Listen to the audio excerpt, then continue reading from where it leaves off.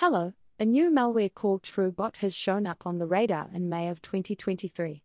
It's been around since at least 2017, and its bad guys are using a variety of vulnerabilities in Netwrix software to spread their ransomware. The company behind the malware, a group called Silence, also has some ties to the notorious Russian spy agency Evil Corp. Its code uses CVE 2022-31199, a critical flaw in Netwirerix auditor, as well as Raspberry Robin as delivery vectors. Once installed, the executable connects to a known TrueBot IP address located in Russia to retrieve a second-stage executable, 3UTRI2RZ7V, that launches using Windows Command and Control.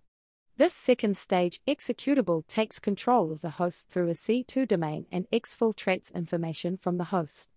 Thanks for watching. If you enjoy short news like this, please consider subscribing to my channel. Until next time.